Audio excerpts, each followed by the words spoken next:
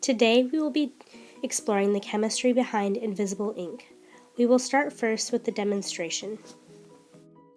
The experiment uses both citric acid from lemon juice and a cobalt chloride solution. I started the experiment by dipping a Q-tip into the lemon juice and then writing on a piece of paper my message with the ink. I then repeated the step, but this time using the cobalt chloride and writing the message on a separate piece of paper. I then left both pieces of paper to dry completely. After the paper was completely dry, it appeared as though there was nothing written. I then took the piece of paper with the dried citric acid and placed it over a hot burner. As you can see, as the piece of paper is heated, the secret message is revealed by turning brown while the rest of the paper remains white and clear.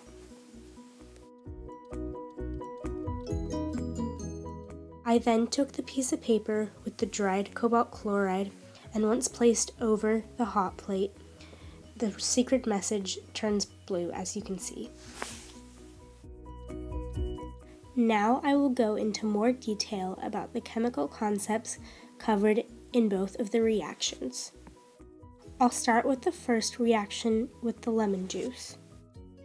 The reactant within the lemon juice is citric acid and the paper reactant is cellulose. The formula for citric acid is C6H8O7 and the formula for cellulose is C6H10O5. Here is the Lewis dot structure for citric acid, and here is the Lewis dot structure for cellulose.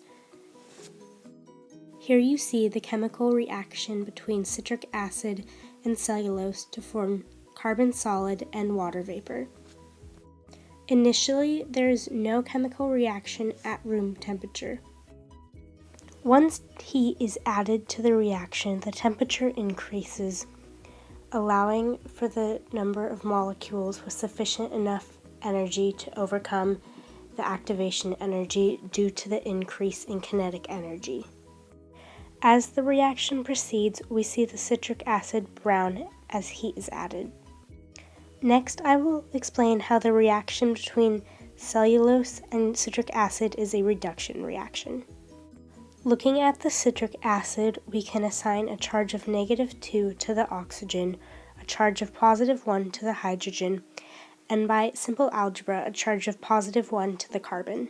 Looking at the product of solid carbon, we can assign an oxidation number of 0 because it's an individual element.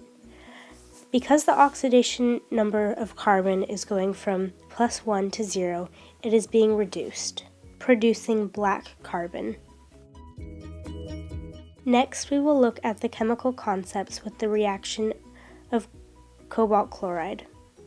Here is the chemical equation for the reaction with cobalt chloride and heat. As a reactant, the cobalt chloride containing water molecules is pink, and as a product, once the water molecules have been evaporated, it is blue. This particular reaction is endothermic, meaning that delta H is greater than 0. As an endothermic reaction, heat is a reactant. When the solution is dry on the paper, it appears colorless, but once it is heated and the water molecules are evaporated, it turns blue. Using Le Chatelier's principle, we can determine if the reaction is endothermic or exothermic, theoretically.